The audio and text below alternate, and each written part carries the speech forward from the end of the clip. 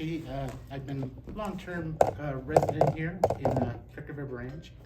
And every day, when I get a chance, especially those cooler months, I manage to get myself on a trail and photograph the beautiful scenery that you find in the Deschutes River Canyon and close by Crooked River Canyon. And I love them both. They all have their really unique character. The Deschutes River Canyon has some really great views of the canyon, but also you can get some really great shots of the backdrop of the Cascades. And it's great in the morning, really great place for morning light. Then in the afternoon, the Crooked River Canyon is superb because it has some amazing scenery along the canyon walls. You know, it goes back eons and eons, all these basalt features that are really a delight to photograph. So what I'd like to do is share with you a presentation. It's called Canyon Light. My wife, Barbara Kennedy, came up with the title, and I think it's fitting because photography is all about light, and we get some fantastic light out here in this neck of the woods. How many residents are sitting here in the group? Awesome. Anybody from Redmond? Prineville? Okay. And how many beginning photographers? Okay, there's one, couple. Okay. How about amateurs? Okay. How about pros? Professionals? I used to work for the Forest Service. I was a photographer with the Forest Service for 30 years. I had this marvelous job. I started my career at Timberline Lodge, giving interpretive slide presentations for a number of years. I had this unique ability to be able to use multiple projectors and do lapse dissolve with, slides a few years ago. And now I've graduated to digital images, and it's a lot easier. But I did a lot of shows all over the Pacific Northwest, and including a couple of national presentations that I did. So this was a great job and not very stressful. And it's kind of nice to be retired and to have this amazing country to photograph. So I want to take you on a tour of our two canyons, starting with the Deschutes Canyon.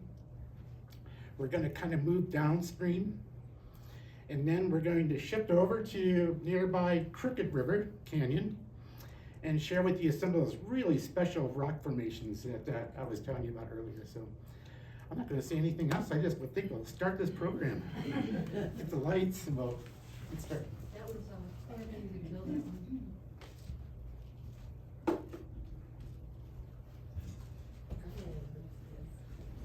Thank you, Ann.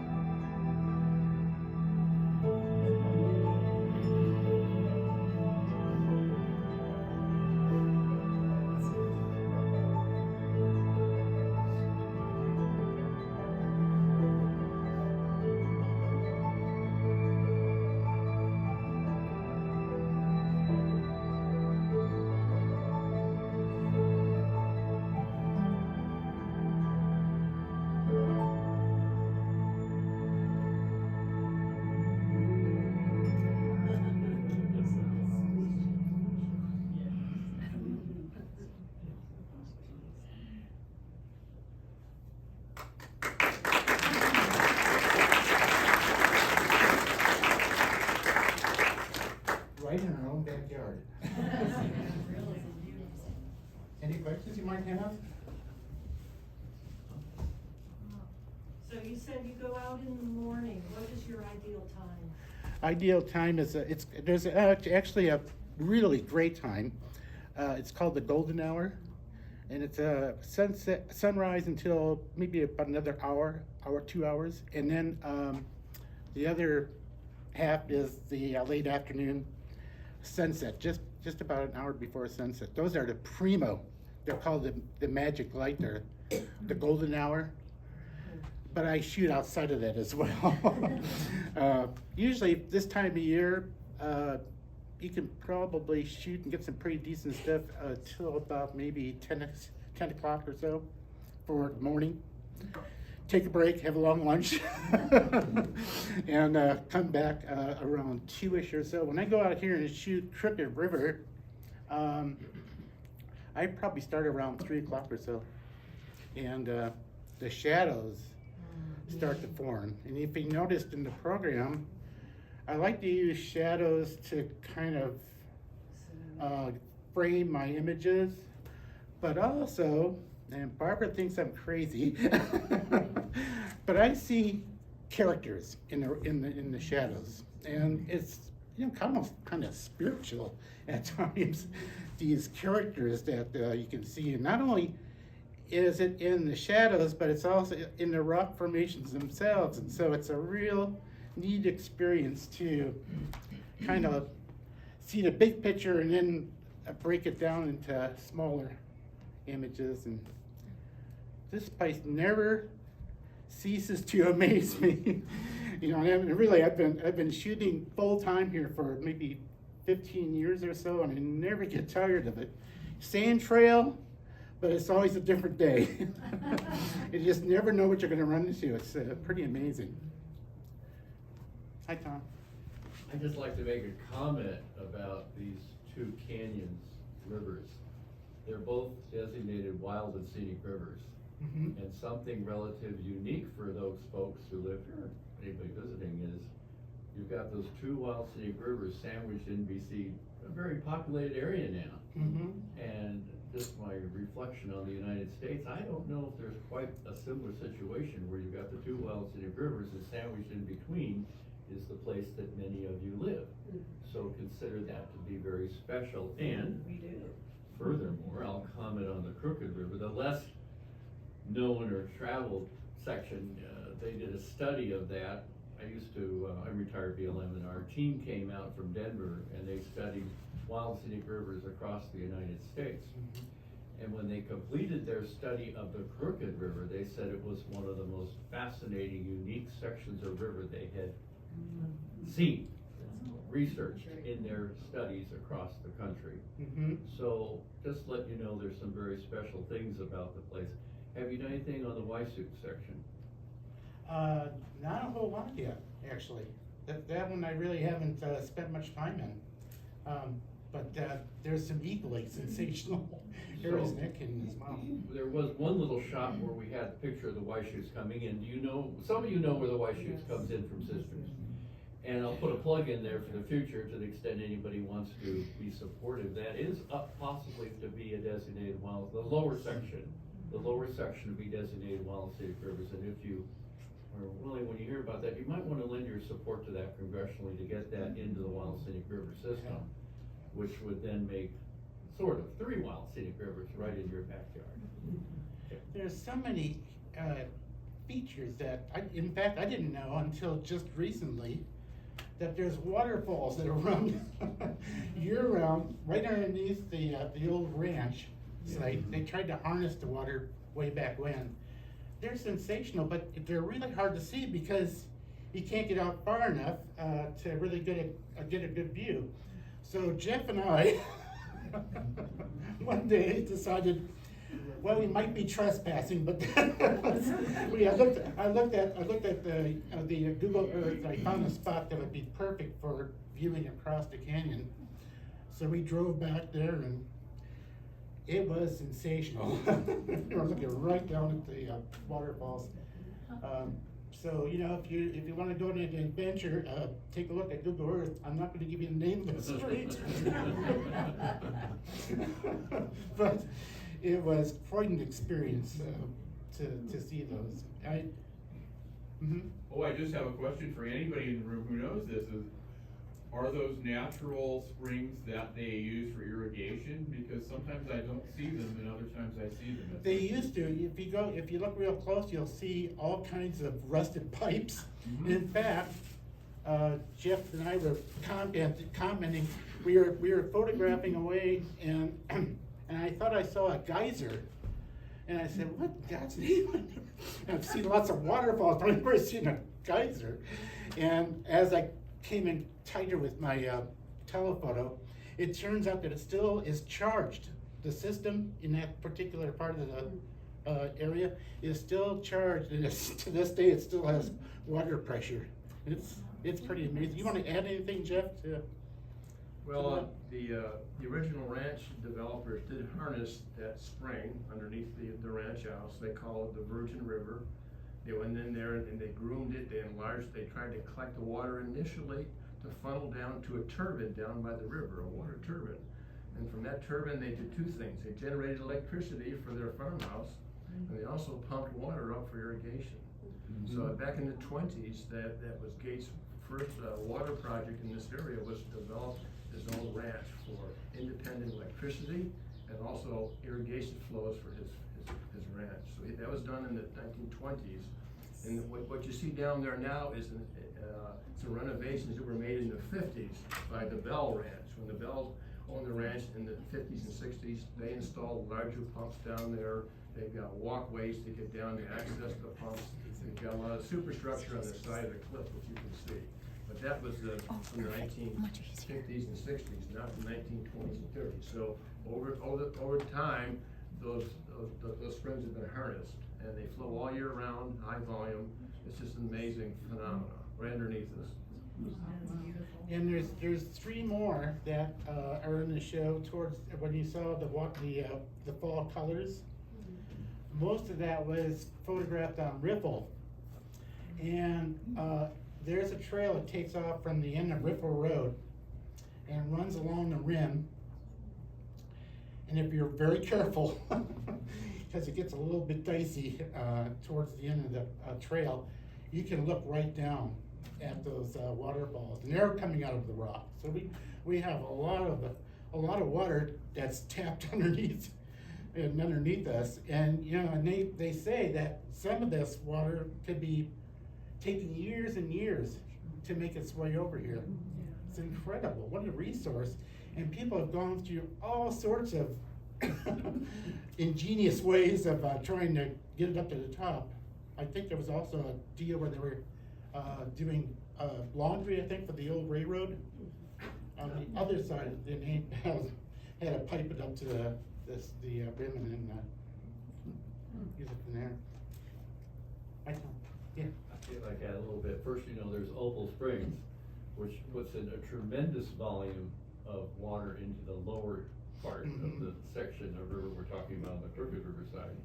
And there's a place I call the Hanging Gardens, which is hard to get to on the Crooked River. Really? Huh. Hiking down what they call Hollywood Road, what do we call that now? What's our current I name? think it's still Hollywood Hollywood Road, there was a movie. There was a movie filmed in the Crooked River Canyon on the way west, but that's not what I'm thinking about. So if you take Hollywood Road and then you're willing to risk, ticks and other type Yeah. of things going through the brush, you can come to what I call the Hanging Gardens. Have you been? I don't know if I've been there. Well, you just have to keep bushwhacking down Okay. below, and eventually you'll see the water. The water comes right outside the cliff. A lot of Oh, water comes yeah. out outside the cliff. The Crooked River gains tremendous amount of water. As When's it the goes last time you were there? To the To Hanging the Gardens? Hanging Gardens. Several years. Yeah, a lot of vegetation has grown since then. I tried it and it was really a bear trying to get back there now. Because a lot of, the deciduous, trees and brush have grown up in the last several years. And it's really hard to. It's hard to get through. Yeah, Maybe I it's- shouldn't tell anybody ahead that way, you may get lost in the Hanging Garden. But anyways, what happens is the water comes out the side of the cliff, like 100 feet up, 80, 100 feet up, and it creates this beautiful mosaic of plants Oh, and yeah. flowers, Oh, monkey yeah. flowers coming down the side of the cliff. So there's amazing things in the Crooked River. Mhm. The less known, less traveled. Yeah, we're really lucky because, as Tom was saying, we're on this plateau, or this peninsula. And, we have these two amazing canyons that are right in our backyard practically for many of us. I can walk right out of my place and be on the trail in 5 minutes or so. So, we're really special. It's a gift that we have. Anybody have questions on photography that I could answer? I do. Well, I have never been able to figure out how to capture the depth perspective. You do every single scene, you can actually realize that the canyon is way over there, or it's really deep down here. My pictures never capture exactly what you're looking at and how deep that canyon really is, and I can't figure out how to place whatever object or something to give that. Well, there's a thing called the rule of thirds. And it's on every camera and phone. And if you look at your phone and go over to camera, go to the camera. And if you want to do that while I'm talking here, you're welcome to do that. Yeah. Phones are allowed on this talk. You'll come to, up here, you'll see a symbol for settings. Looks like a deer ship, looks like a deer. Go ahead and press on that, and then you'll come to settings. Okay, following me so far? Now, of course, phones might vary a little bit, but you go down and look for something that says grid. On mine, it's called assistive grid. Everybody find the grid? That's horizontally. And wherever those, this is the important part, wherever those lines cross is where you can put your main subjects. So let's say you're photographing a mountain scene, and you're in the canyon and there's some really cool rock formations in the foreground. All you have to do is take your phone and line up your, where the lines come together, put your foreground scene there, and the rest will fall in place. That's how, that separates snapshots from quality photos. So are there 4 places where the lines come together? I'll show you. Let me bring up something in my phone. If you can figure out the grid, if you can master the rule of thirds, that's the ticket. And eventually what happens is it gets ingrained here.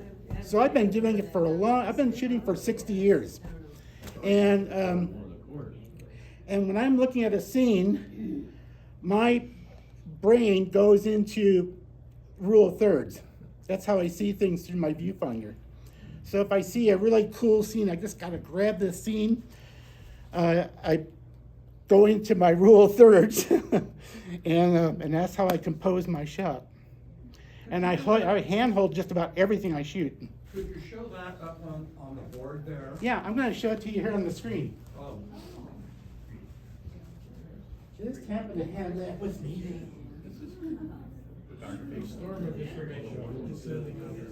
Bear with me while I. Oh, boy. Oh, we're on, Even we have two TVs. We have two. That one is also gone. And, So if you're in the back, you can turn around and see better. Yeah. okay, so, So we can shoot these cameras. so here's the grid. And this gentleman decided to put the Arc of Triumph right in the center. So he's using the rule of thirds, and he's using the grid, and that's how you do it. I'll show you a few more. So do you want the center or one of the crossing points? It's whatever you feel is the main subject, and everything around it that would complement it. So I'll show you some other examples here.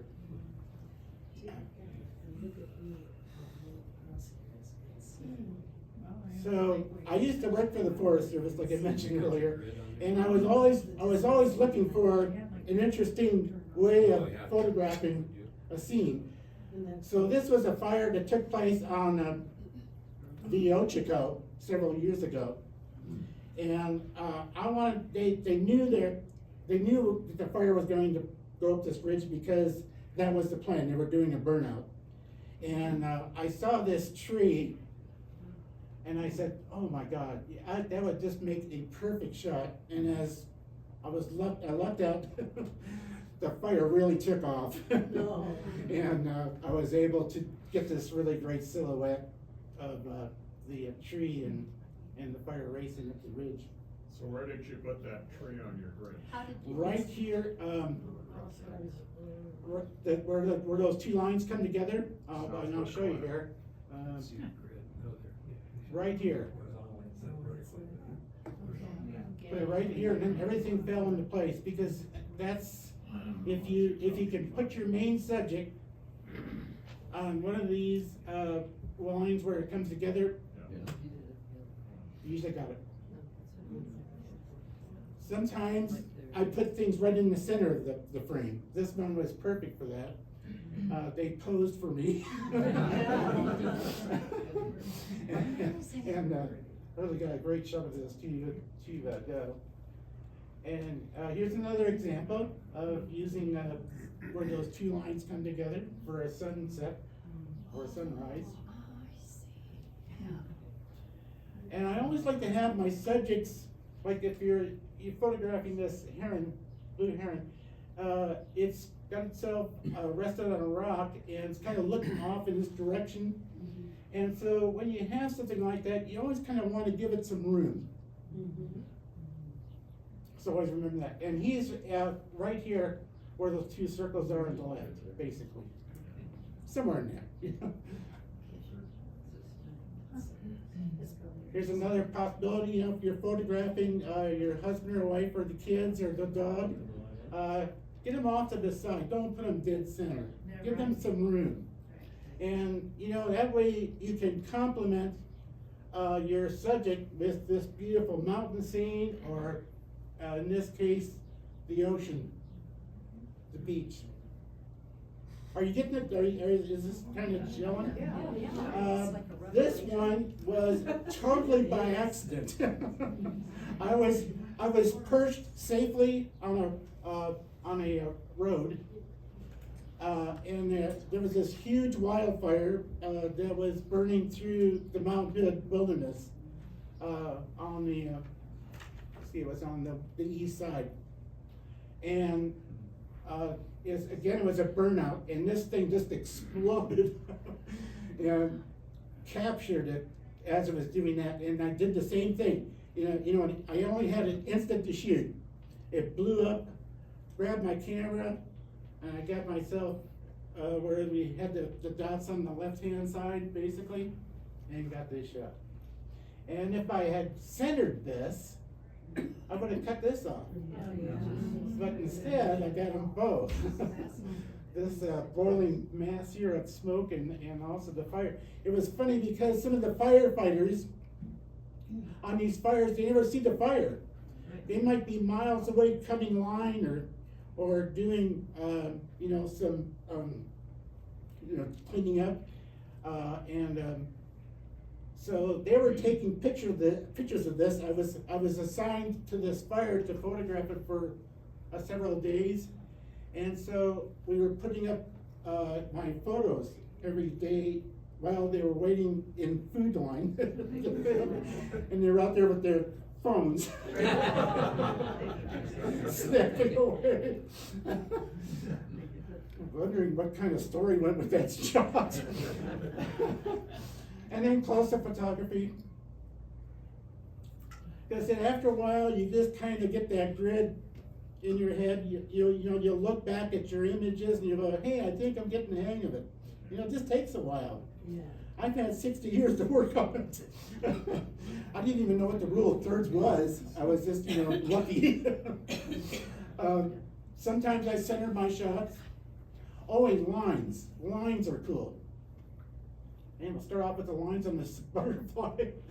The lines can get people's interest. Here's a line here. That's really a cool rainbow. This is over at Steelhead Falls. If you want to have a shot like this, all you need to do is go there in the morning, probably around, well, it says here, 10:07 a.m. and give it a try. It's right up there alongside the river, a little bit downstream from it, but still high. And that rainbow usually comes out because it's about this time. Let's see, I took this one out. Oh, I took it on the 10th, on 2017.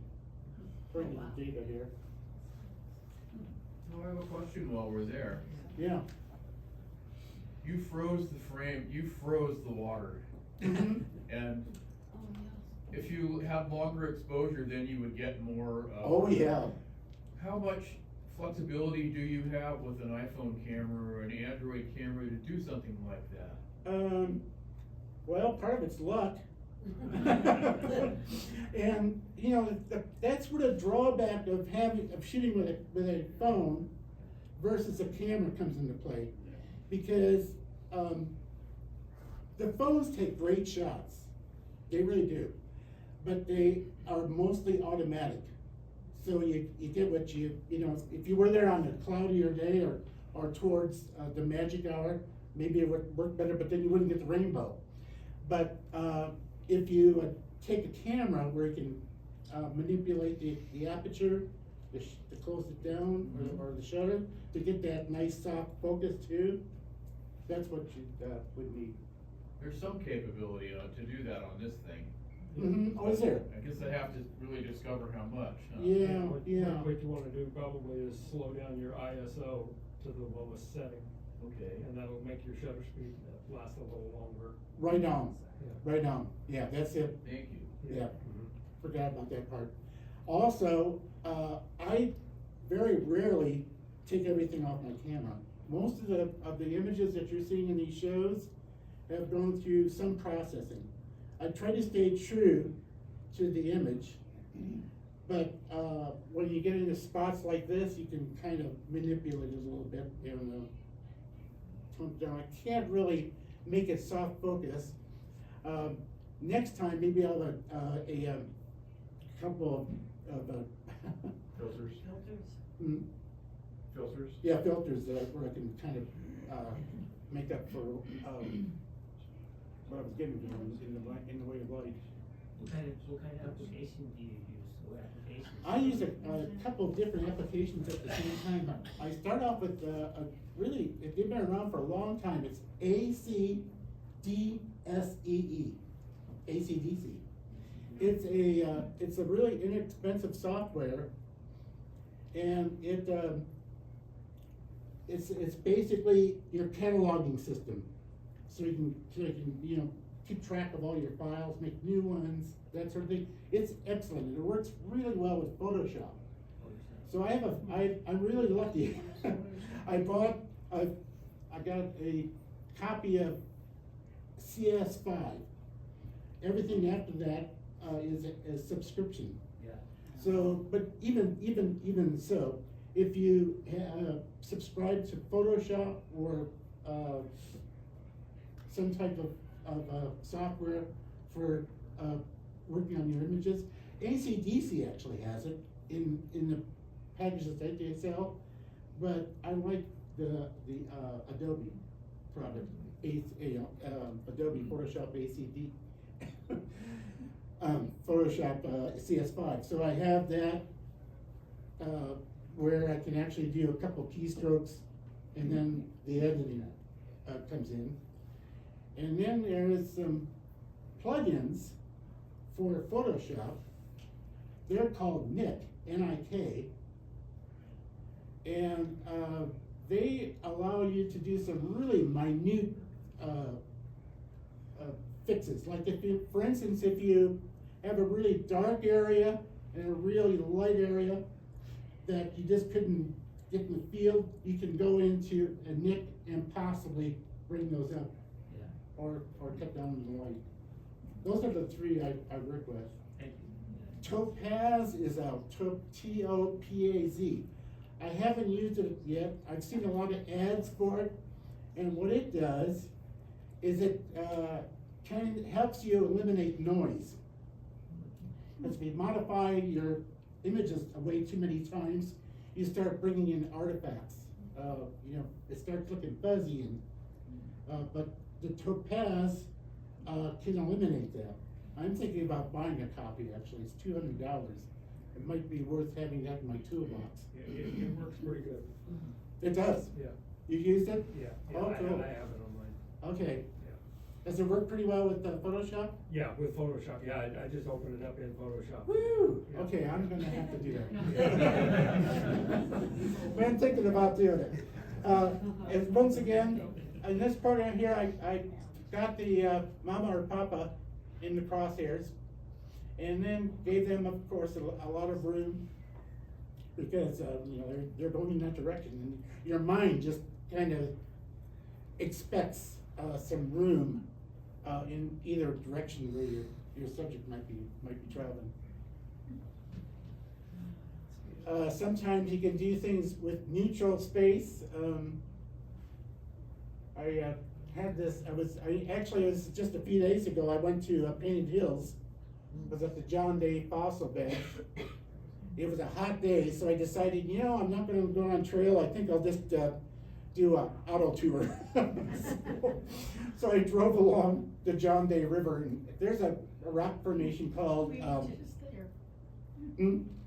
Castle Rock. And the clouds were just absolutely stunning that day. It's really fun. Sometimes Barb and I spend our winters in Arizona. So a couple of years ago, I was checking out Cathedral Rock, and I saw this really neat grouping, this colorful rock right here, the foreground, and also Cathedral Rock. So once again, I employed the grid and came up with this. So, And same thing. on the grid on that last shot, Mm-hmm. so, how do you decide, like, you could have used the Ocotillo on the other side of the grid, Mhm. or you could have used the rock with all the lichen on it, Mm-hmm. or you could have used the rock with all the shadow on it, the small rock. Uh-huh. So how do you? Well, see, that's all the fun. You know, I get to a spot, I walk around, I kind of think about, oh, how is this gonna look? And when I get the feeling, when I say, yeah, I'm there, I fire away. But sometimes, if I'm shooting from a particular spot, I might take 5 or 6 different angles and the best one wins. Got it. Yeah, yeah, because, you know, in the old days, that was kind of an expensive endeavor. Because you were shooting with film, which was, you know, kind of expensive in itself and also expensive to process. But with digital, sky's the limit. Problem is, my hard drive is getting filled with images that I can't bear to part with. Just buy a new portable hard drive. I'm on my fourth one. This is opposite side. You know where this is? Asterisk Rock, and we're in Smith Rock. Oh, yeah. Mount Jefferson, the backdrop. And what you can do, this is really cool. I'm standing, you know, that mountain is like 20, 30 miles away. But you can do some really cool things when you're using a telephoto lens. You can bring that distant mountain in really close and do some really cool stuff in the foreground. And I'm still using the rule of thirds here, you know. The asterisk rock is almost dead center, and on the left is where I decided to put that rock formation. Another example, here's the foreground, here's the middle ground, and this is where I lined up my left side, and then the rest fell in place.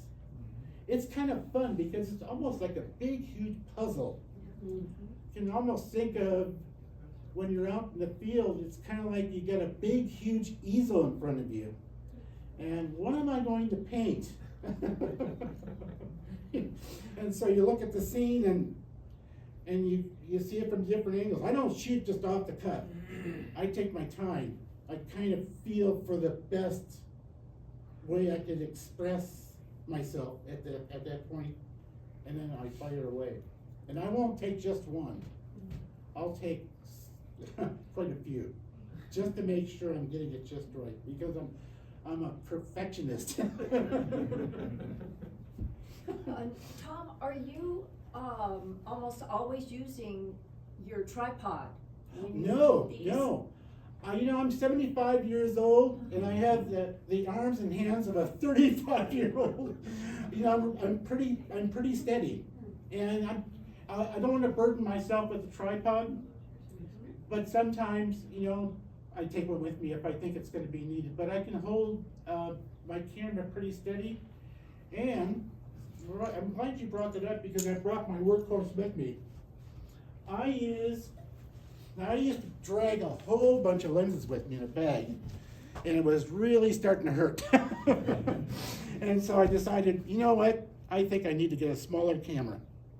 Well, I waited and waited, and fortunately I got into using this bridge camera just about the time they made some really great improvements on the sensors. And so this baby is my main camera. I'll tell you why. First of all, the optical resolution on this, it's 24 to 1,350 millimeter optical, 65 power. It's really quite the workhorse.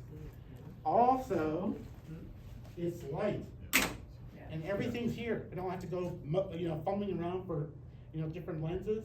And here's the best part. This is the winning thing. It has a articulated screen. So if I want to photograph flowers from low down, I can do it again. All I have to do is go like this. And if I'm lucky, and I can really stop this down and get good depth of field, I can not only get these beautiful flowers, but I can also get the mountains in the backdrop. That's how you saw them in the program. It's not on a tripod. It's just me holding it real steady. And if the light's really low and I can't quite keep my camera still enough, you can always go like this, or you could be in the car with your hand on one of the open windows. Lots of different. Or if I'm out in the field, I just set it on a rock. works really great. I noticed that the way you hold the camera, the way I was taught, is that you've got your wings down and against you. Whereas, and that's more steady than if you were doing what you see most people do this. Yes. That wing out there, Drives me crazy. yes, and it makes it blurry, Yeah. because you can't hold this down. Yeah, he's right. You hold the camera this way. That's how I was taught. And you can always tell the professionals from the amateurs on how they hold their camera. It's a dead giveaway. Dead giveaway. Did that come with that lens, and what model Canon is that? Oh, okay. This is still on the market. Uh-huh. It's a little over $700, and it's the Canon. I've always been a Canon shooter, and it's the SX 70HS. And it came And with it- that lens? Hmm? And it came with that lens, or was That's, that an it's built. addition? It's built in. Built Yeah, in. it's built Wow. in. There's three types of cameras that most people buy. There's the phone. There's the compact camera, you know, point and shoot. There's the bridge camera, and then there's the huge SLR that sits in my drawer, and it's not used because I got tired of carrying all the lenses. Yeah, you get Although tired if I of have a that. really important assignment, I'll pull out the beast and shoot what does really. I have a Mark II Canon. But it's not used a whole lot because I just didn't want to I got tired of carrying all those heavy lenses, and as the years went by, the sensors improved. And so now the sensor on this PowerShot is, it's PowerShot is the brand name, Okay. Canon PowerShot. It's as good as the old Mark II that I have. There's one thing I didn't hear you mention that really kind of inspired me a little bit to go out there and do more of this stuff, and it's image stabilization. Yes. The magic of being able to use Yes. a telephoto lens without a tripod. Thank you, I missed that part. Yes, that's the other feature that's installed in most cameras now, is image stabilization. Thank you. It really does allow us to, get a steadier base if we don't have a tripod, or we don't have a rod nearby, or Hey, anything Tom, like that. is this okay for the halftime, if you will? Yeah, let's go ahead and do For your that. other part, Yeah. okay, great. Yes, he's got some more beautiful images, but they're a different topic. How many of you ever watch OPB? Of course. This is the pledge drive time, thank you! Yeah. So now what I'd like to do is just get some of your opinions, your impressions after seeing this. And it was really fun because Tom said something about, it was almost spiritual, the way you're seeing shadows or nature or whatever, and so many heads nodded. So tell me about that. Oh yeah, I see creatures on the canyon wall. Yeah, but you're on it. Yeah, well, just like There's a little clouds. belly guy up there, sort of, I don't know how to describe that. Yeah. That's really cool. I saw that guy, and I. You seen the same one? Yeah, or possibly if we're there at the same time, that, would depend. But when I was staying, Barbara and I would sometimes caretake a place called Pulaski in Arizona. It has a history that goes back 12,000 years, they were thinking. They're the ancestors of the Hopi. It's the Sinagua, which is a Spanish word for mountains without water. And they're the ancestors of the Hopi, and they lived in this canyon for ages. And so with that history in mind, sometimes I would go walking out in the canyon and see some absolutely amazing things. And a lot of them, you wonder sometimes, well, where did the Native Americans get these ideas, for their rock art? I don't know if this is, truth, but I see a lot of the designs in Native American artwork I see on the walls in Arizona. It's absolutely amazing. Yeah. Like the Cocopelli characters and Yeah. and the you know, and the shadow detail on rocks and just a number of things that just reminds me of things that I see in their artwork. Nice. The beauty of nature. Good. Other, yeah? I think part of it is just slowing down. Oh, yeah. And really focusing on, if you're taking a picture or if you're looking at something that's really striking, noticing the details. Mhm. And then all of a sudden, sometimes you just have this sense of how it's connected to all these Yeah. other things around you. Yeah. Boy, that's so key. Thank you for that. Yeah. I thought that if I were on my deathbed, you know, just sort of lying there and ready to pass on, this would be a wonderful thing to see. It would help me transition. Right. Right. So you're talking about nature as therapy and how relaxing it is and how it does bring our heart rate down. Mm-hmm. Yeah. I Mona? want to compliment Tom on his choice of music. It's really nice. You know, it's called Audio Network, and I noticed that there's a lot of other. Actually, it's OPB that uses a lot of their music for Oregon Field Guides and Yeah. for some of the other programs Yes. that they do now. Every once in a while, one of the pieces I used comes up in their video. It's really interesting to see how they interpret that piece of Yeah. music. That's fun. Good. Okay. Yeah. Yeah, I'm from Pennsylvania. Pennsylvania is gorgeous.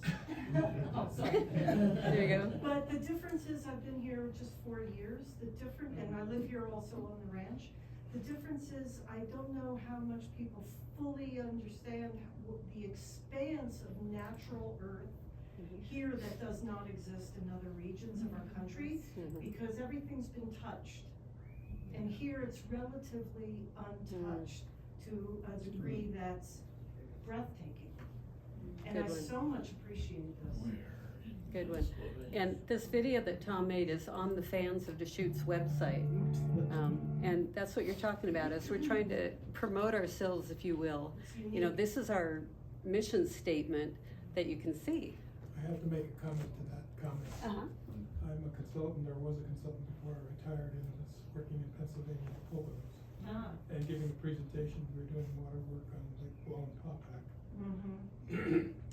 My slide for my camera was a slide shot of the Deschutes Canyon in winter.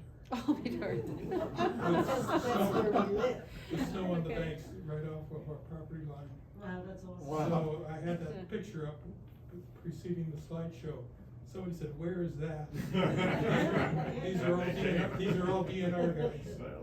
Yeah. They're all And they DNR. went, "When can I come there?" Yeah. These are all nature people. Yeah. And It's just a qualitative difference. Yeah. Simple. Yeah. Adding to that conversation, I met somebody who lived back east, and he says, we don't have public land out here. Right. Oh. You know, we're surrounded by, Yeah. Fishkill National Forest lands, PLM. I mean, it's all around the ranch, and then, the bigger area. We're so blessed. Yeah, we are. We're so blessed. Good. All right. Well, so not to take too much time. So I think that we all have a common appreciation and theme, which is probably why you're here. So if you're not a member of Fans, that'd be great. More importantly, we need some more leadership. We need some more people putting their money where their mouth is, being active. And you can kind of choose the things that you do. Stewardship. The lights are back, and they're going to help us with Lens on Learning. We've got all kinds of talent. So if anybody has some abilities, skills they'd like to share, we're looking for board members. So that's just a short commercial there. Okay, so I'm going to let Tom go ahead and go into the second part of his program, and then we'll just take a few questions and we'll close the program, and that way we can get to your individual things. So it will be the Crooked River now. Yeah. A lot of that not being right here with you guys. I didn't know exactly where we were all the time. Yeah, well, yes. Okay. Well, We're headed yes. east a little now. Okay. You saw a lot of the places you probably never see, and it takes a lot of visits actually to get it right, because a lot of times it takes a few tries to get there at the right time and at the right moment. The next program is on the magic light of Smith Rock. Smith Rock is a jewel, and another place that we live right next to practically. What I was going to say about that? Oh yeah, little disclaimer. I always, I've done a number of slide presentations, videos. I never thought that I would probably be showing I never thought I'd be showing two programs and they both start off with the same piece of music. But that moment has arrived. So if the song sounds familiar, it is. But what would be really interesting is let's see what I did with that same piece of music in the park. Kind of cool, actually. So here we go.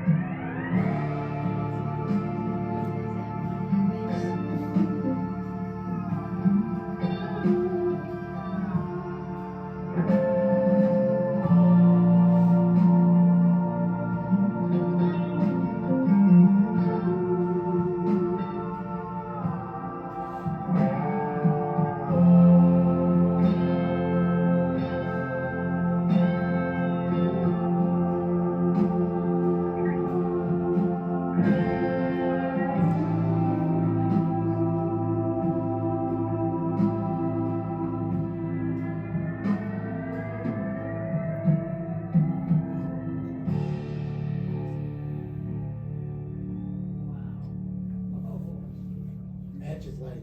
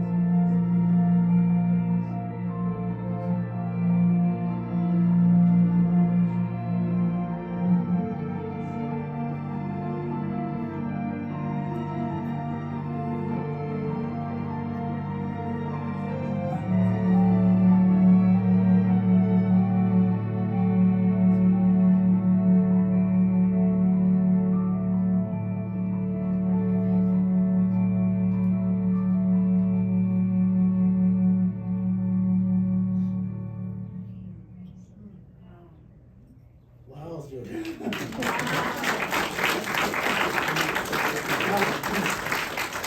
So, some of those were taken with a tripod, and also with my larger camera because my Mark II shoots fantastic 4K, and so I did use a tripod and my larger format camera for that.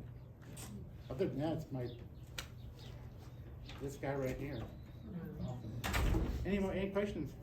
Mm-hmm. How often do you use automatic settings on your camera as opposed to? I don't use them unless I'm shooting an event. If I'm shooting something that, like a game which I don't do very often, or like a wedding, or, so where I don't have a second chance, then I put it on auto. But I always use manual when I'm out in the field, without fail. Yeah, Tom, where are those waterfalls over there? They're from irrigation, and sometimes they're releasing water right near the canyon. Just by luck, I happened to be in the park, and I'm like, wow, a waterfall! And so I got some great shots. Far southern end, goes around. Yeah, they were releasing some water. And actually, Jeff turned me on a really cool thing here in Crooked River Canyon. There's also people release, one of the ranchers releases water, and it goes down a natural flow. Got a rainbow, if you noticed in the first program. Anyway, it's been a pleasure showing you these wonderful moments. Yes,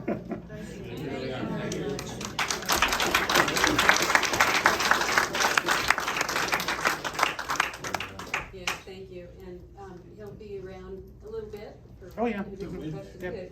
So the last thing I'd like to remind you is, FANS is just having one annual meeting on social now. It'll be on Saturday, September 7th, right across the street at Mack Park. And we'll have the Opal Springs Band will be playing for us. Cool. And it's gonna be a dessert potluck, so bring something healthy.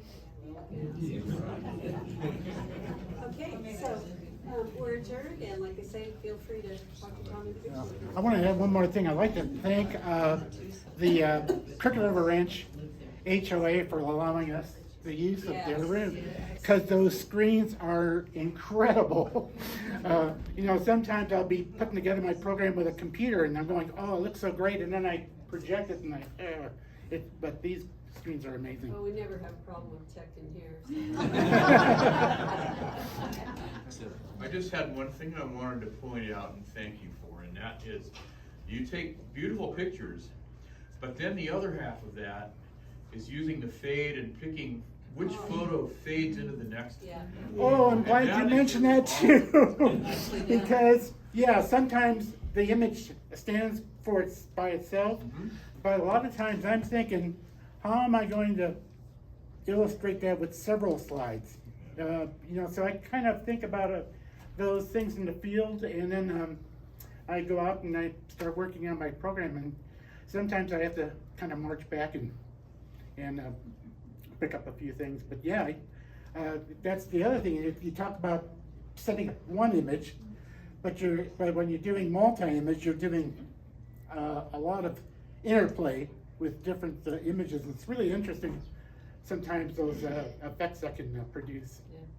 Well, it's fun seeing a monkey face from different angles and seeing different features. There's a really cool place to photograph the park. You go up to along highway. It's along Highway 97. It's up at the Cinder Butte. Yeah. And there's one spot. It's when you're driving northbound. There's one spot where there's no transmission lines or poles in your way, and you can do a long shot into the park, and it's awesome. And sometimes during winter mostly, and sometimes during the summer, not doing it right now, but talk about amazing characters. It's really something. So check it out sometime when you're driving northbound and you're up at the top. There's a pull-out, so it's safe, and there's one sweet spot where you can shoot without getting a bunch of stuff in your image. And you can shoot right over those trees in the neighborhoods and get some really nice, nice shots. I found it by accident. Really cool. All right, thank you very much. Yeah, thanks for coming.